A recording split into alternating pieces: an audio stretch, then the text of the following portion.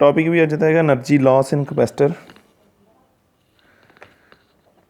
कल पढ़िया सी ना एनर्जी स्टोर पढ़िया सीगा।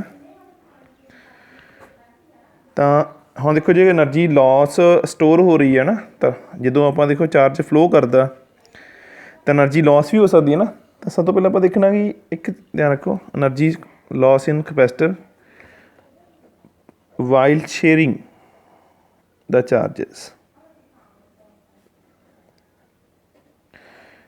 कहना मतलब कि अगर दो कैपेसिटर में आप जोड़ देंगे तो दो कैपेसिटर की करनगे आपस में चार्ज में शेयर करनगे।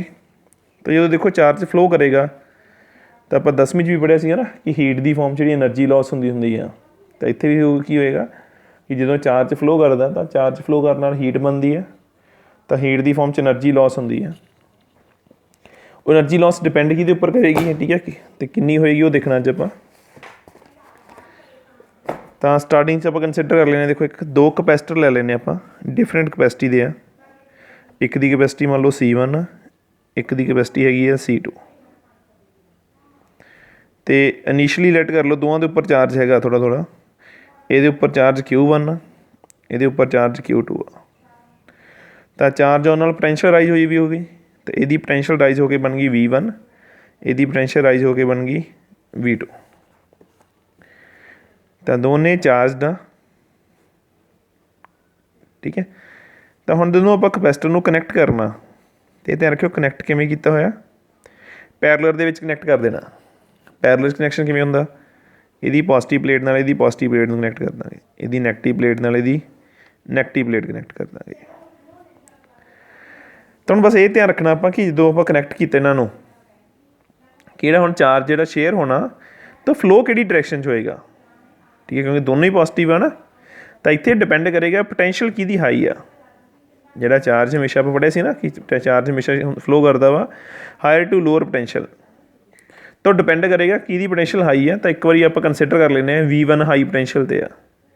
तो जे V1 हाई पोटेंशियल ते आ, हुण एक ध्यान होर ही रखना इस चीज़ का कि जे V1 हाई पोटेंशियल ते आ तो यदा मतलब की है कि चार्ज जोड़े पहले कैपेसिटर तो C1 तो C2 वाल नूं आऊगा।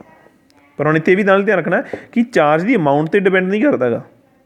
चार्ज की अमाउंट कुछ भी हो सकती है, चाहे वध भी हो सकती है घट भी हो सकती है, वो डिपेंड करता पोटेंशियल पर। जिवें तुहानूं एग्जाम्पल पानी वाली एग्जाम्पल समझते ना आप कि इन्होंने कि एक जोड़ा कंटेनर है ना, एक वध कैपेसिटी वाला एक घट वाला। तो हम ये नहीं डिपेंड करता कि पानी कि ज़्यादा, डिपेंड करता कि लैवल कि पानी का ज़्यादा, मतलब पोटेंशियल कि ज़्यादा। हम देखो ये पानी का लैवल ज़्यादा मान लो, ये की आ लैवल घट आ, हो सकता पानी ये ज़्यादा हो दूजे कंटेनर च, पर लैवल घट आ। तो जब इन्हूं कनैक्ट करांगे तो पानी किधर नूं फ्लो करूगा, जिस ज़्यादा पोटेंशियल आ तो घट पोटेंशियल वाल नूं। तो इत्थे ये चीज़ नूं ध्यान रखना उसी कि जो चार्ज शेयर करते हैं तो ये डिपेंड नहीं करता कि चार्ज किहड़े उपर ज़्यादा वा, डिपेंड ये करता कि पोटेंशियल की अदराइज हुई भी आ। तो इत्थे इस चीज़ नूं नोट कर लो कि आपां जिहड़ा चार्ज आ वो किधर फ्लो करता, always flow from higher to lower potential. Charge हमेशा फ्लो करेगा higher to lower potential, independent of the amount of charge. Amount of charge तो की है इंडिपेंडेंट, अमाउंट ऑफ चार्ज तो इंडिपेंडेंट, ठीक है। तो charge flow from higher to lower potential. तो दूजी लाइन भी याद रखनी है independent of the amount of charge, ठीक है। चार्ज चाहे Q1 ते ज़्यादा चाहे Q2 ते ज़्यादा, वो नहीं डिपेंड करेगा, डिपेंड करेगा कि पोटेंशियल की ज़्यादा वा। तो हम फ्लो ये तो पता लग गया चार्ज फ्लो करेगा। हम जो चार्ज फ्लो करेगा तो आप की आ एनर्जी लॉस होगी। तो आप वाइल शेयरिंग वैन शेयरिंग होएगी उत्ते, when sharing of charges while sharing of charges energy loss in the form of heat की फॉर्म च एनर्जी लॉस करेगी, ठीक है। तो इस चीज़ नोट कर लो कि जो भी शेयरिंग होएगी, दो चीज़ा आप हुण तक पढ़ लिया, एक तो चार्ज हमेशा हायर तो लोअर पोटेंशियल वाल नूं फ्लो करता वा, तो दूजी चीज़ आप जी पढ़नी है वो की आ कि चार्ज किहड़ी फॉर्म च एनर्जी किहड़ी फॉर्म च लॉस हो रही है, हीट की फॉर्म च लॉस हो रही है। तो एनर्जी जी स्टोर है दोवां के उपर। ठीक है, हम आप डिफरेंस देखना लॉस किवें निकलूगा अपने को, हम आप लॉस देखना हो एनर्जी का कितना होया तो किवें पता लगू आपां नूं। आपां की करते हैं टोटल एनर्जी करते हैं पहला before sharing, total energy before sharing, sharing होने तो जी पहला एनर्जी आ ਉਹਦੇ ਵਿੱਚੋਂ माइनस कर ਦਿੰਦੇ ਆ ਕਿਹੜੀ एनर्जी या total energy after sharing, sharing होने तो जी बाद वाली एनर्जी आ। ठीक है, तो पहला वाली तो बाद वाली माइनस कर देने तो अपने को एनर्जी आ जाऊगी जोड़ा लॉस होया। लैट कर लो मान लो पहलों को दोनों को टोटल हैगी 100 जाउल की, शेयरिंग होने तो बाद एनर्जी की रह गई मान लो 80 जाउल रह गई, तो आप कहेंगे 100 माइनस 80 20 जाउल एनर्जी किधर चली गई आ, लॉस कर गई आ। तो इस पता लग गया लॉस किवें कढ़ना, बिफोर शेयरिंग एनर्जी के विचों बाद वाली आप एनर्जी कर देनी है माइनस कर देनी है, तो अपने को लॉस आ जाऊगा जिन्ना एनर्जी का लॉस हो रहा। पर एक चीज़ होर ध्यान रखनी है हम आप कि चार्ज फ्लो तो करना स्टार्ट कर गया तो इस तरह होएगा कि ये खाली हो जाऊगा तो इधर आ जाऊगा सारा चार्ज, ये चीज़ होगी दसो या ये अकॉर्डिंग कंपेयर करके दसो मैनू कि एनर्जी जी हैगी आ वो कितना सॉरी चार्ज कितना टाइम फ्लो करता रहूगा, लगातार फ्लो करी जाऊगा, एक भांडा खाली हो जू दूजे सारा पानी आ जाऊगा कि क्यों तक फ्लो करूगा।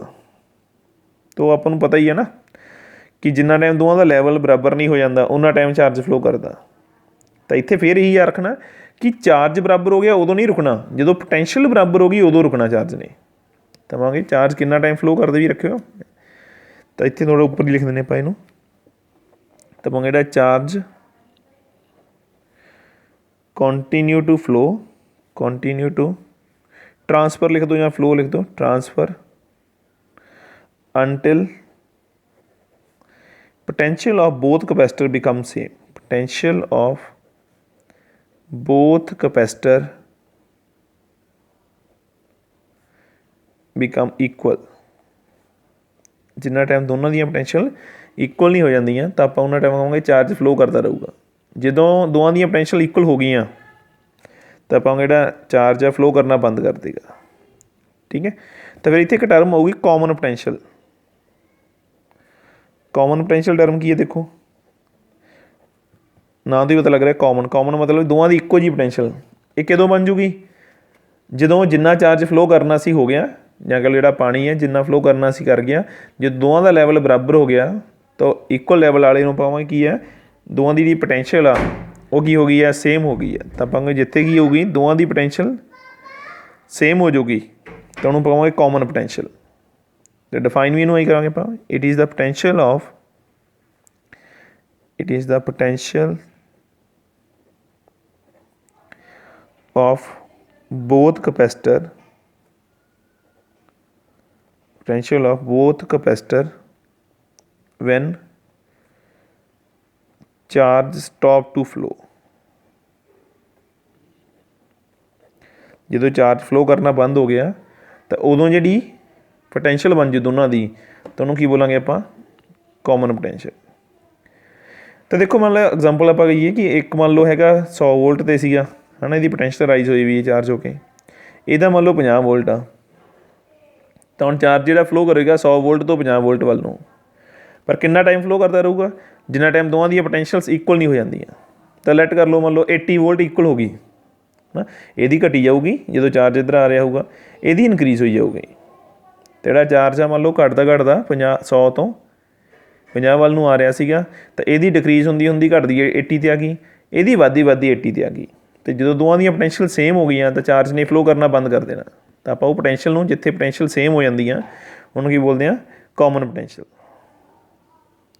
ठीक है, हुण इहदा फॉर्मूला बनाउणा आपां कॉमन पोटेंशियल का, तो किवें बनावांगे देखो कॉमन पोटेंशियल का आप कंसीडर कर लियो। ठीक है, वो मैं कीता नहीं गया, वो थोड़ा इत्थे लिख लियो कि 2 कैपेसिटर, एक दी कैपेसिटी C1 एक दी C2 आ and charge up to potential V1 and V2 तो दोवां दे उपर जिहड़ा चार्ज आ रहा वो Q1 ते Q2 आ। ठीक है, and connected parallel to each other. ठीक है, 2 लाइनां आपदे वालों ऐड कर लियो पहला शुरू दे विच, उस तो बाद आ लिखियो जिहड़ा मैं लिखिया होना।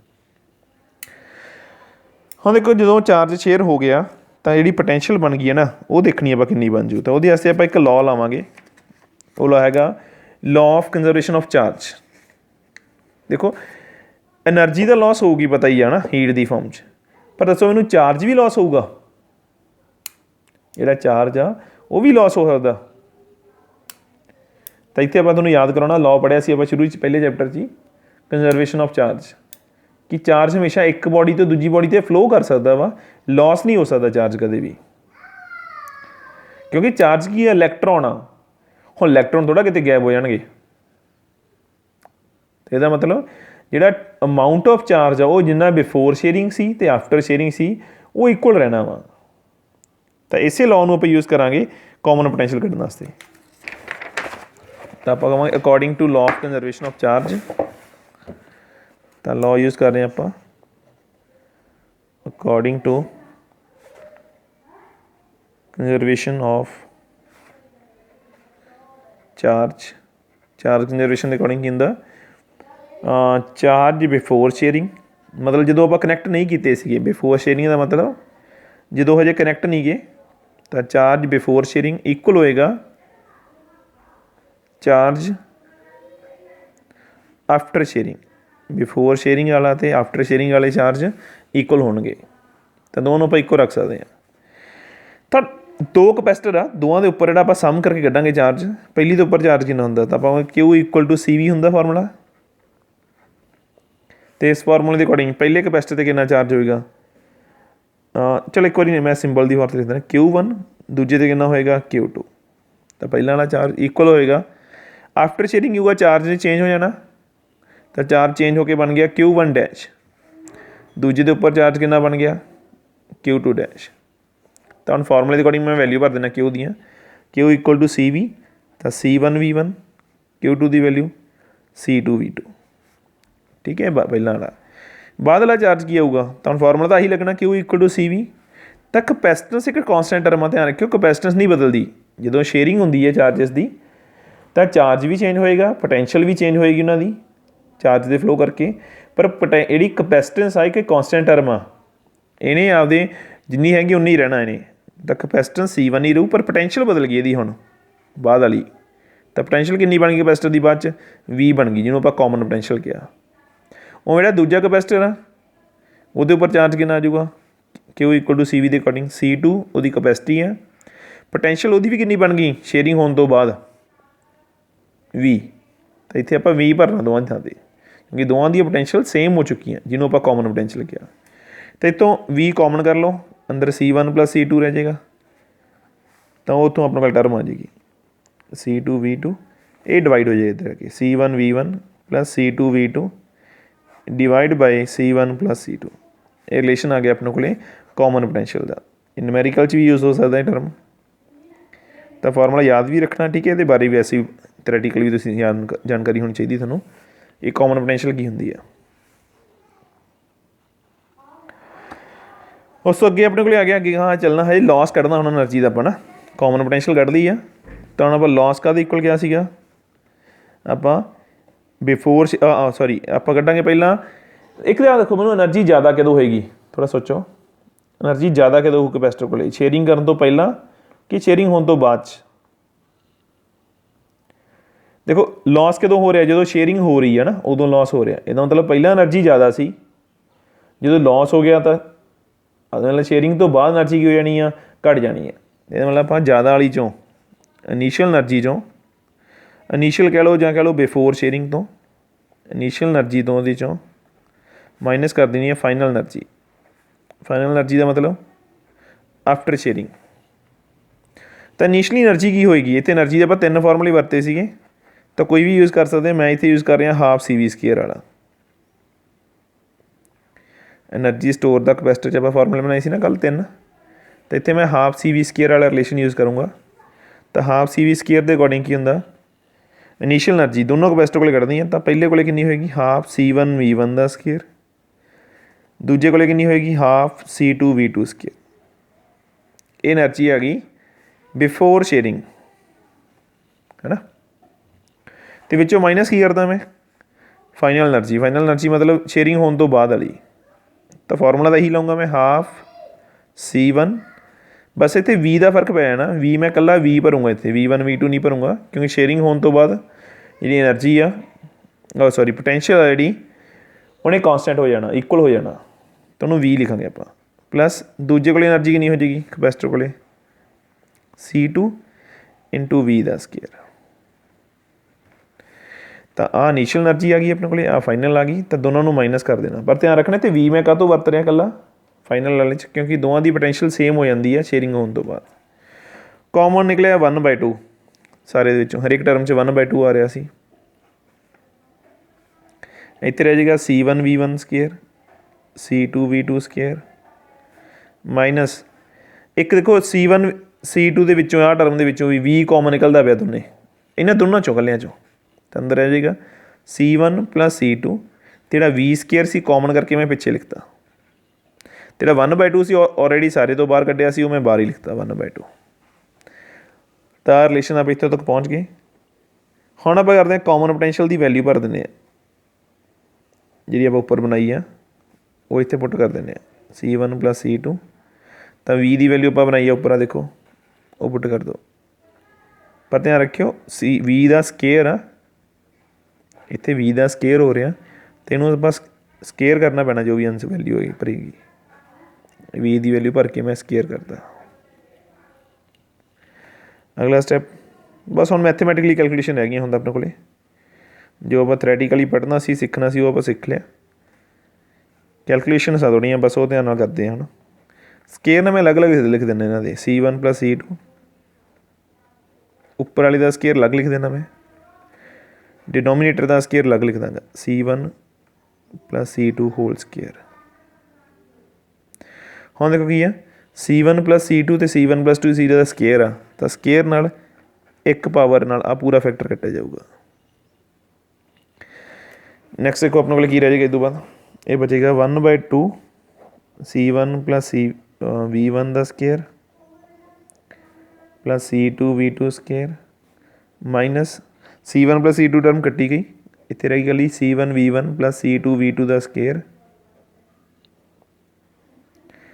ਓਵਰ C1 ਪਲੱਸ C2, ਇੱਕ ਪਾਵਰ ਰਹਿ ਗਿਆ ਨਾ, ਇੱਕ ਫੈਕਟਰ ਕੱਟਿਆ ਗਿਆ ਸੀ, ਸਕੇਅਰ ਸੀਗਾ ਤਾਂ ਇੱਕ ਫੈਕਟਰ ਰਹਿ ਗਿਆ ਆਪਣੇ ਕੋਲ। ਬਸ ਕੈਲਕੂਲੇਸ਼ਨ ਦੇਖੋ ਅੱਗੇ ਕਿਵੇਂ ਕਰਨੀ। ਹੁਣ ਆਪਾਂ ਇਹਦੇ ਓਵਰ 1 ਲਿਖ ਲਓ, ਅਤੇ ਇਹਨਾਂ ਦੋਨਾਂ ਦਾ ਐਲਸੀਐਮ ਲੈ ਲੈਂਦੇ ਆਪਾਂ, ਤਾਂ ਐਲਸੀਐਮ ਇਹਨਾਂ ਦੋਨਾਂ ਦਾ ਆ ਜਾਏਗਾ C1 plus C2, cross multiply ਹੋ ਜਾਏਗੀ, C1 ਪਲੱਸ C2 ਇੱਧਰ ਮਲਟੀਪਲਾਈ ਹੋ ਜਾਏਗਾ,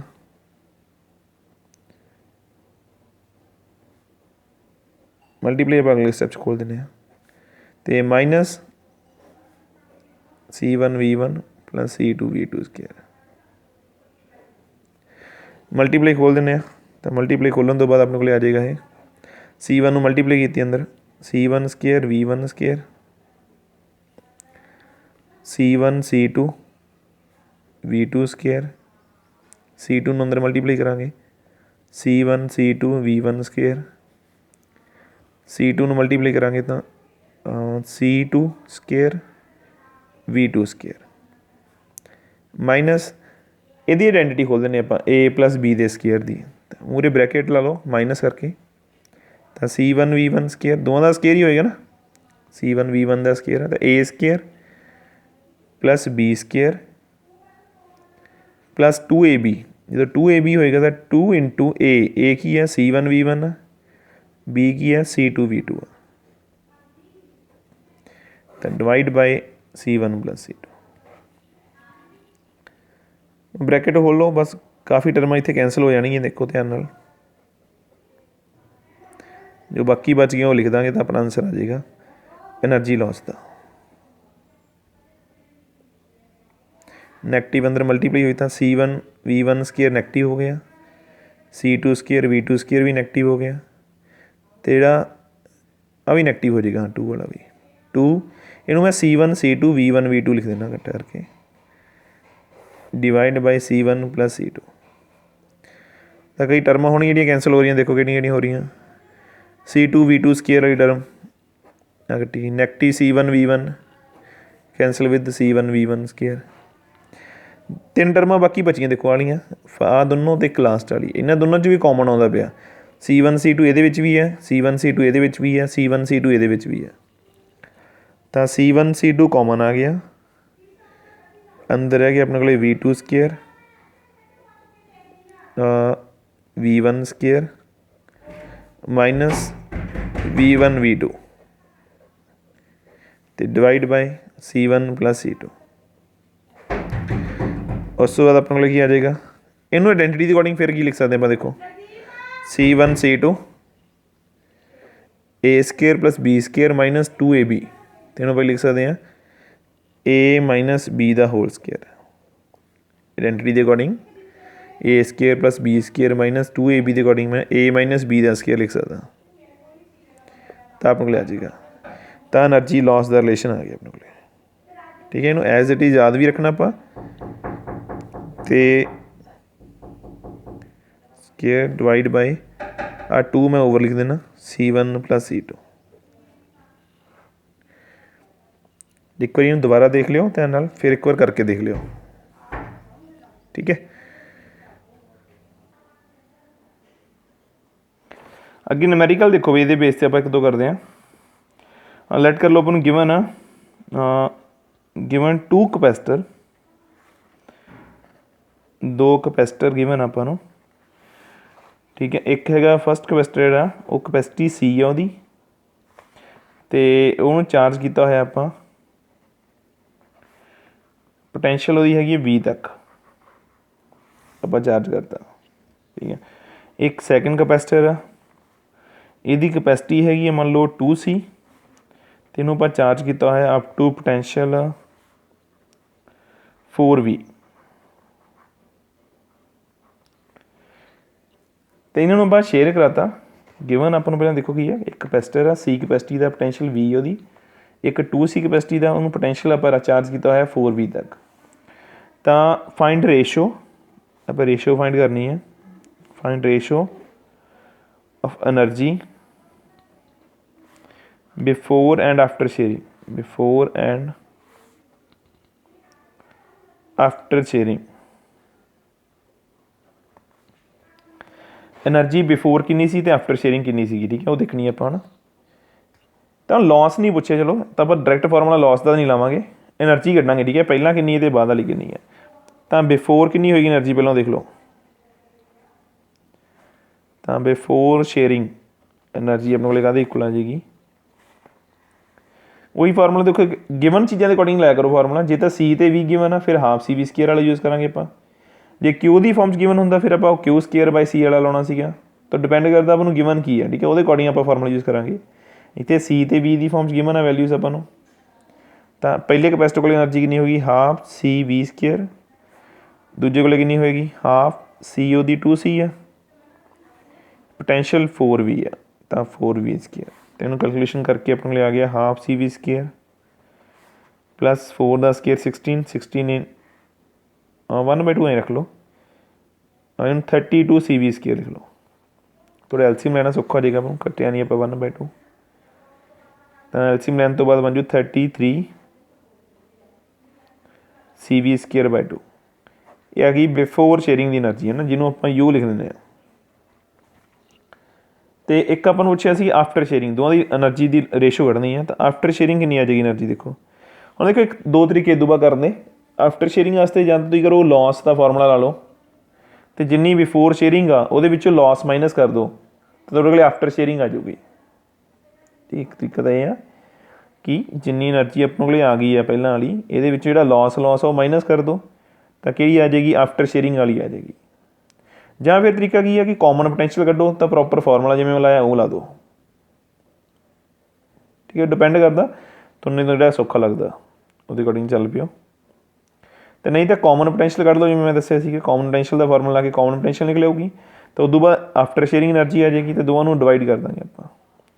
ਚਲੋ ਮੈਂ ਫਾਰਮੂਲੇ ਅਕੋਰਡਿੰਗ ਕਰਾਉਣਾ, ਇੱਕ ਵਾਰੀ ਲੋਸ ਕੱਢ ਲੈਂਦਾ ਮੈਂ ਕਿੰਨਾ ਹੋਊਗਾ। ਤਾਂ ਲੋਸ ਦਾ ਫਾਰਮੂਲਾ ਯਾਦ ਕਰੋ, ਪਿੱਛੇ ਲਾਇਆ ਸੀ ਆਪਾਂ 1/2 C1 plus C2 V2 minus V1 ਦਾ square divide by C1 plus C2।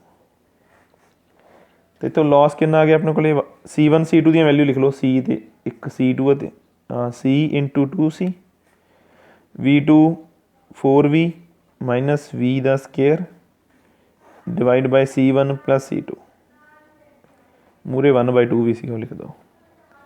तो लॉस अपने को आ गया कैलकुलेशन करके 2 कट्टिया गया, ये बन गया C², ये बन जाएगा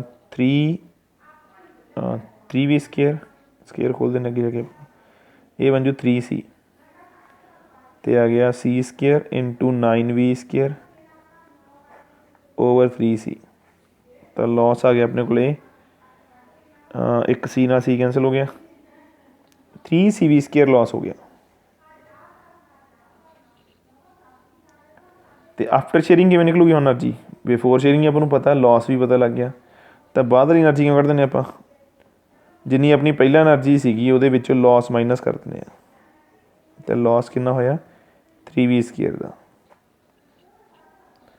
तो कैलकुलेशन करा ये कट के आजू अपने को 27CV² आ गया बाय 2, ये आफ्टर शेयरिंग आ गई एनर्जी। तो आफ्टर शेयरिंग का पता लग गया एनर्जी आ गई, बिफोर शेयरिंग पता लग गई, तो रेशो कढ़नी सी, तो रेशो की आ जाएगी, इनू आप U' कह लें जी आफ्टर शेयरिंग आई है। तो रेशो की आ जाएगी अपना अच्छा, बिफोर शेयरिंग आई सी 32CV² बाय 2, आफ्टर शेयरिंग आई है 27CV² बाय 2। तो CV² बाय 2 टर्म कट्टी गई, 3 के टेबल से भी कट्टे जाएंगे, 11/9 आंसर आ जाऊगा, रेशो आ गई 11:9। ठीक है, एक बार दोबारा चेक कर लो न्यूमेरिकल में, एक और करते हैं।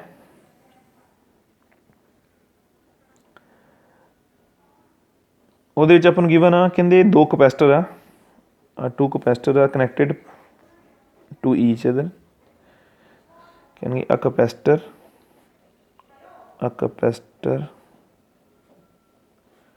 Of capacity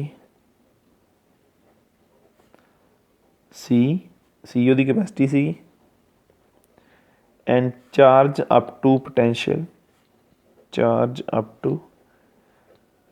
potential V potential तक उन्होंने चार्ज किया, एंड डिसकनैक्ट करता उन्होंने बैटरी नाल, फिर आप डिसकनैक्टेड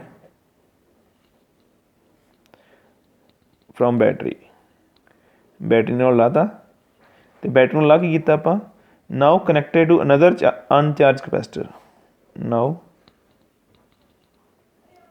connected to another uncharge capacitor of capacity जी कैपेसिटी है 2C है। तो फाइंड की करना आप, एक तो कॉमन पोटेंशियल कढ़नी है, फाइंड कॉमन पोटेंशियल, तो एक लॉस कढ़ना आप वाइल शेयरिंग, चार्ज शेयर होने तो बाद लॉस कितना हो जाएगा। क्वेश्चन समझ लग गया उन्होंने, देखो एक बार दोबारा पढ़ लियो। तो हुण अपने वाले गिवन की है, एक कैपेसिटर आ जिहड़ा कि चार्ज आ, उसकी कैपेसिटी C सी, पोटेंशियल वो V तक अपन चार्ज करता, तो इनू कनैक्ट करता आप, उस तो बाद बैटरी नाल अड्ड तोड़ के डिसकनैक्ट करके बैटरी नालों किसी अनचार्ज कैपेसिटर नाल कनैक्ट करता। तो हम अनचार्ज कैपेसिटर का मतलब की आ कि ये उपर कोई चार्ज नहीं था, यदा आप इनीशियली जो ये उपर चार्ज भी 0 सी, तो यदी पोटेंशियल भी 0 होगी, क्योंकि पोटेंशियल राइज तो चार्ज नाल ही होनी है ना। तो जो अनचार्ज आ तो चार्ज भी पहला 0 आ इनीशियली, तो वही पोटेंशियल भी इनीशियली 0 आ, जिन्होंने आप V2 कह लें, ये V2 आ, V1 अपन V दिता हुआ वा, जी पहले की पोटेंशियल आ वो V है, दूजे की पोटेंशियल आप 0 लै सकते क्योंकि अनचार्ज आ। तो आप कॉमन पोटेंशियल कढ़नी सी, तो कॉमन पोटेंशियल का रिलेशन याद करो, वो ला सकते हैं V इक्वल टू की सीगा C1 V1 C2 V2 divide by C1 plus C2, तो ये तो कॉमन पोटेंशियल आ जाऊ अपने को, C1 कितना C आ, तो V1 V uh, C2 2C uh, but V2 की वैल्यू 0 आ, तो divide by C plus 2C, तो कॉमन पोटेंशियल अपने को आ जाएगा CV ओवर 3C C ਨਾਲ C ਕੈਂਸਲ ਹੋ ਗਿਆ ਤਾਂ ਕਾਮਨ ਪੋਟੈਂਸ਼ੀਅਲ ਆ ਗਈ V/3। ਇਹ ਮਤਲਬ ਆਪਾਂ ਨੂੰ V/3 ਪੋਟੈਂਸ਼ੀਅਲ ਹੋ ਜੂ ਦੋਵਾਂ ਦੇ ਉੱਪਰ ਚਾਰਜ ਤੋਂ ਬਾਅਦ। ਤੇ ਲੋਸ ਕੱਢਣਾ ਤਾਂ ਲੋਸ ਦਾ ਰਿਲੇਸ਼ਨ ਆਪਣੇ ਲਈ ਕੀ ਹੁੰਦਾ ਵਾ 1/2 C1 C2। C1 ਦੀ ਵੈਲਿਊ C ਆ, C2 ਦੀ 2C ਆ। V1 - V2 ਤਾਂ V - 0 ਸਕੇਅਰ ਲਿਖ ਲਾਂਗੇ। 0 - V ਵੀ ਲਿਖ ਸਕਦੇ ਹਾਂ, ਕੋਈ ਫਰਕ ਨਹੀਂ ਪਊਗਾ ਸਕੇਅਰ ਉੱਪਰ। ਤਾਂ V - 0 over C1 + C2 C + 2C। ਅਤੇ ਕੈਲਕੂਲੇਸ਼ਨ ਕਰਨ ਤੋਂ ਬਾਅਦ ਐਨਰਜੀ ਦਾ ਲੋਸ ਆਪਣੇ ਕੋਲ ਆ ਜਾਏਗਾ ਇਹ 2 ਨਾਲ 2 ਕੱਟਿਆ ਗਿਆ, ਉੱਪਰ ਰਹਿ ਜਾਊਗਾ CV ਸਕੇਅਰ ਓਵਰ ਰਹਿ ਜਾਏਗਾ 3 ਹਾਫ 3V ਸਕੇਅਰ ਆ ਜਾਊਗਾ ਆਪਣੇ ਕੋਲ। 3C ਬਣ ਜੂ C ਨਾਲ C ਕੱਟਿਆ ਜਾਊ 2 ਨਾਲ 2 ਹਾਂ ਠੀਕ ਹੈ। ਤਾਂ 1/3 CV ਸਕੇਅਰ ਇਹ ਆਪਣੇ ਕੋਲ ਕੀ ਆ ਲੋਸ ਆ ਗਿਆ ਐਨਰਜੀ ਦਾ। ਠੀਕ ਹੈ, ਇੰਨੀ ਐਨਰਜੀ ਲੋਸ ਹੋਊਗੀ। ਅਤੇ ਜੇ ਆਫਟਰ ਸ਼ੇਅਰਿੰਗ ਪੁੱਛ ਲਈ ਐਨਰਜੀ ਤਾਂ ਫਿਰ ਉਹੀ ਕਰਨਾ ਸੀ ਜਿੰਨੀ ਬਿਫੋਰ ਸ਼ੇਅਰਿੰਗ ਸੀ ਉਹਦੇ ਵਿੱਚੋਂ ਲੋਸ ਵਾਲੀ ਮਾਈਨਸ ਕਰ ਦਿਓ, ਤੁਹਾਡੇ ਕੋਲ ਐਨਰਜੀ ਆ ਜੂ ਆਫਟਰ ਸ਼ੇਅਰਿੰਗ ਵਾਲੀ।